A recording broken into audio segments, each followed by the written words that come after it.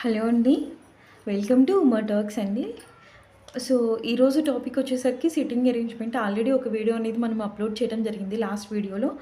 ఇప్పుడు ఈ వీడియోలో అప్‌లోడ్ చేయబోతుంది ఏంటంటే లాస్ట్ టైమ్‌లో ఓన్లీ పర్సన్స్ వరకి సర్క్యులర్ ఫేసింగ్ అని క్వెషన్ అని చెప్పడం జరిగింది. డిస్కస్ చేసుకున్నాము.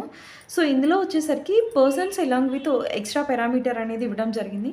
సో, ఇలాంటి క్వెషన్స్ అనేది ఇప్పుడు ప్రెజెంట్ రాబోయే ఎస్‌బీఐ ఎగ్జామినేషన్స్‌లో కానీ, ఐబీపీఎస్ కానీ మాక్సిమం అడుగుతున్నారండి. అది వచ్చేసరికి లాస్ట్ వీడియో వచ్చేసరికి అదేంటంటే basic question.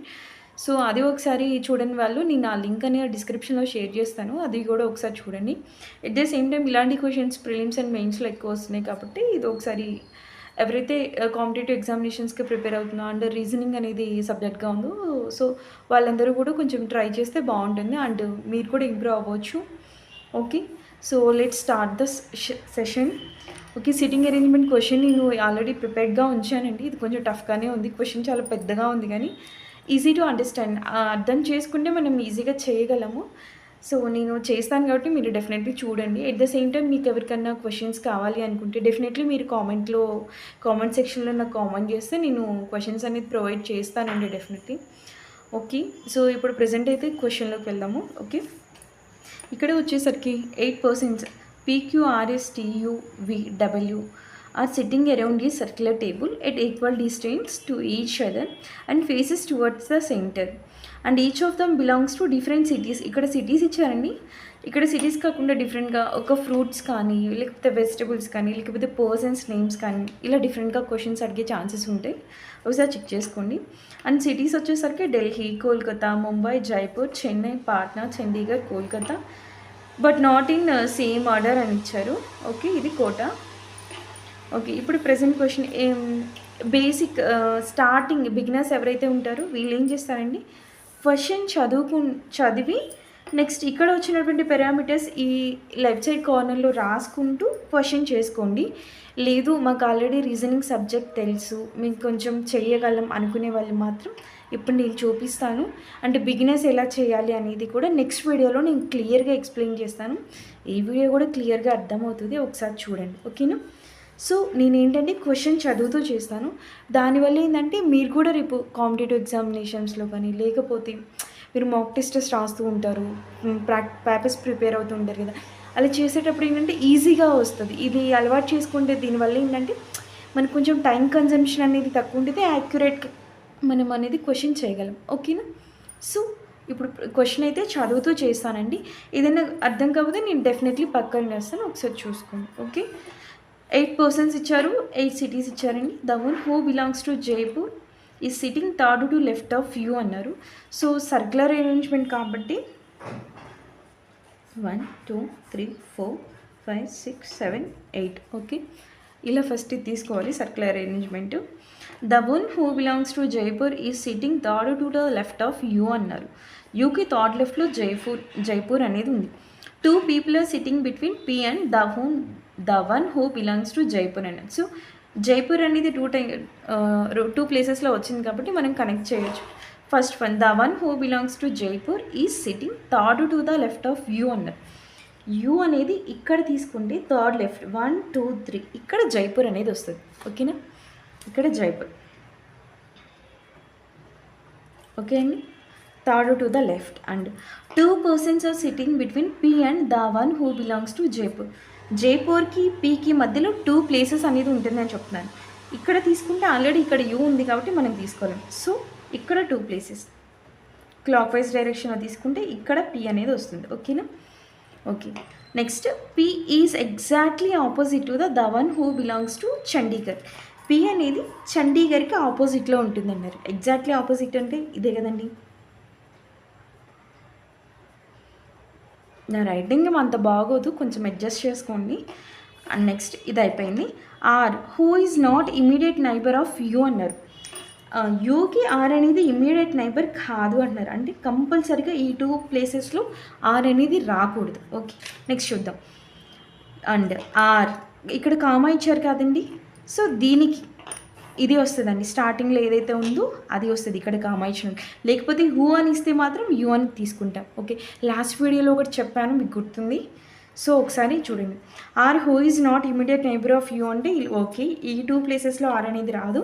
And R is sitting exactly opposite to V. R అనేది వికి ఆపోజిట్లో ఉంటుంది అని చెప్తున్నారు. ఓకేనా. V is an immediate neighbour of Q అన్నారు. వి అనేది క్యూకి నైబర్, ఇటైనా ఉండొచ్చు ఇటైనా ఉండొచ్చు. సపోజ్ ఇక్కడ ఆర్ తీసుకోకూడదు, ఇక్కడ ఆర్ తీసుకోకూడదు. సపోజ్ ఇక్కడ చండీగఢ్ దగ్గర ఆర్ తీసుకున్నాం అనుకో, ఇక్కడ ఎగ్జాక్ట్లీ ఆపోజిట్లో వి రాదు. సపోజ్ జైపూర్ దగ్గర తీసుకున్నాం అనుకో, ఎగ్జాక్ట్లీ ఆపోజిట్లో వి ఇక్కడ వస్తుంది. కానీ V is an immediate neighbour of Q అన్నారు కదా, ఇక్కడెక్కడ తీసుకోలేదు. సో ఆర్ అనేది ఇక్కడ కూడా రాదు. ఇక్కడ సపోజ్ ఇక్కడ తీసుకుంటే ఇక్కడ రాదు. సో ఇక్కడ ఒకసారి ప్లేస్ చేద్దాం ఆర్ని, exactly opposite to V. Okay, R is an is sitting exactly opposite to V. V is an immediate neighbour of Q. ఇక్కడ ఆల్రెడీ యూ ఉన్నారు కాబట్టి చండీగఢ్ని క్యూ, ఈ పర్సన్ ఇలా తీసుకుందాం. ఓకేనా, ఇక్కడ నాకైతే కన్ఫ్యూజ్ లేదు కదండి. ఓకే, నెక్స్ట్ వచ్చేసరికి W, who does not belongs to Jaipur. W is not belongs to Jaipur అని చెప్తున్నారు. Okay, next W is sitting third to the right side of the one who belongs to Kota. W అనే వాళ్ళు కోటాకి third రైట్లో ఉంటారంట. ఇక్కడ జైపూర్ రాదు, ఇక్కడ W అనేది రాదు. Jaipur is not W persons. Okay, అప్పుడేం తీసుకుందాం, కోటాకి థర్డ్ రైట్లో ఉన్నారు, ఇక్కడ కోటా తీసుకున్నాం అనుకో, ఇక్కడ రాదు. ఇక్కడ తీసుకుంటే థర్డ్ రైట్లో డబ్ల్యూ రాదు. సపోజ్ ఇక్కడ తీసుకున్నారనుకో 1 2 3 ఇక్కడ వచ్చే ఛాన్స్ ఉంది. లేదు ఇక్కడ కోటా తీసుకున్నాం అనుకో 1 2 3. సో ఏ పాసిబిలిటీ లేదు కాబట్టి ఇక్కడే తీసుకుందాం కోటాకి 1 2 3 థర్డ్ రైట్లో డబ్ల్యూ వస్తుంది. ఓకే, ఇంతవరకు అయిపోయింది. Okay, right side of the one who belongs to Kota. S is sitting immediate left of the one who belongs to Patna. పాట్నాకి ఇమ్మీడియట్ లెఫ్ట్లో ఎస్ ఉండాలంట. సపోజ్ ఇక్కడ పాట్నా తీసుకుంటే ఇక్కడ ఎస్ వస్తుంది. ఓకేనా, ఇంకా ఎస్ ఇక్కడ వచ్చిందనుకో, పాట్నాకి ఇమ్మీడియట్ లెఫ్ట్లో ఎస్ రాదు కదండి. సో ఇక్కడ ఒక్క చోటే పారామీటర్ ఉంది, S is immediate left of Patna. Patna వచ్చేసరికి పి అనే పర్సన్ ఆక్యుపై చేయడం జరిగింది. Okay, the one who belongs to Delhi is sitting immediate left of T అన్నారు. The one who belongs to Delhi, టీకి ఇమ్మీడియట్ లెఫ్ట్లో ఢిల్లీ అనేది ఉండడం జరుగుతుందండి. టీకి ఇమ్మీడియట్ లెఫ్ట్లో అంటే ఇక్కడ టీ తీసుకోవచ్చు, ఇక్కడ ఢిల్లీ వస్తుంది. ఓకే, ఇక్కడ ఆల్రెడీ ఫిల్ అయిపోయినాయి కాబట్టి ఇంకా వేరే ఛాన్స్ లేదు. టీకి ఇమ్మీడియట్ లెఫ్ట్లో Delhi. Okay, and T is sitting third to the left of the one who belongs to Mumbai. T అనే పర్సన్ ముంబైకి థర్డ్ లెఫ్ట్లో ఉంటారండి. సపోజ్ టీ ఇక్కడ ఉంది 1 2 3. సపోజ్ ఇక్కడ ముంబై తీసుకుంటే థర్డ్ లెఫ్ట్లో టీ వస్తుంది. ఓకే, ఇంతవరకు పర్ఫెక్ట్ కదండి. Okay, V does not belongs to Chennai అని ఇచ్చారు. వి చెన్నై కాదు, ఇంకెవరున్నారు ఖాళీగా, ఆర్ అనే పర్సన్ ఉన్నారు.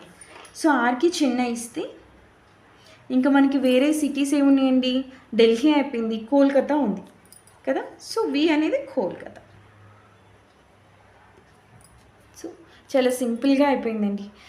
సో కాంపిటేటివ్ ఎగ్జామ్స్లో రియల్ మాక్ టెస్ట్ రాసేటప్పుడు ఏంటంటే ఇలాంటి క్వశ్చన్స్ నెంబర్ ఆఫ్ టైమ్స్ చేయటం వల్ల మనకి స్పీడ్ పెరుగుతుంది. ఎట్ ద సేమ్ టైం మనం చేసే ఫస్ట్ 1 or 2 టైమ్స్ అయినా కానీ కొంచెం యాక్యురేట్గా, కొంచెం క్వశ్చన్ నీట్గా క్లియర్గా చదువుకుంటూ చేస్తే మనకి ఎగ్జామ్స్లో కూడా మంచి మార్క్స్ అనేది రావటం జరుగుతుంది. సో దీనికి సంబంధించి ఏదైనా ఎగ్జాంపుల్ క్వశ్చన్స్ కావాలి అంటే డెఫినెట్లీ మీరు కామెంట్ సెక్షన్లో కామెంట్ చేయండి. క్వశ్చన్ అయితే అయిపోయింది. దీనికి 2 స్లైడ్స్లో చెప్పవచ్చు, కానీ నేను ఏంటంటే మ్యాక్సిమం బిగినర్సే చూస్తున్నారు కాబట్టి ఇలా నేను చెప్పాను. ఓకే, నేనైతే క్లియర్గా చెప్పాను అనుకుంటున్నాను. నా టీచింగ్ అని మీకు నచ్చి ఈ వీడియోస్ కానీ మీకు యూస్ఫుల్గా ఉంటే నా ఛానల్ని సబ్స్క్రైబ్ చేసి లైక్ చేయండి. ఎట్ ద సేమ్ టైం ఎవరైనా ఎగ్జామినేషన్స్కి ప్రిపేర్ అవుతున్నారు అనుకుంటే డెఫినెట్లీ మాత్రం వాళ్ళకి షేర్ చేయడం వల్ల వాళ్ళకి బెనిఫిట్ అవుతుంది. ఎట్ ద సేమ్ టైం మీరు చూసే హ్యాపీగా ఫీల్ అవ్వచ్చు అండ్ బాగా నేర్చుకోండి. అండ్ ఇప్పుడు ఎస్బీఐ ఎగ్జామ్స్ అయితే నోటిఫికేషన్స్ కూడా అయిపోయి అప్లికేషన్స్ కూడా చేసేసారు కాబట్టి సో రేపటి నుంచి SBI prelims along with mains అనేది ప్రిపేర్ అవుదాము. కరెంట్ అఫైర్స్ సెక్షన్స్ అనేది అప్లోడ్ చేస్తాను డెఫినెట్లీ. ఎవరైతే ఇంట్రెస్టెడ్‌గా ఉన్నారో సో నా కామెంట్ సెక్షన్‌లో కామెంట్ చేయండి. Thank you so much for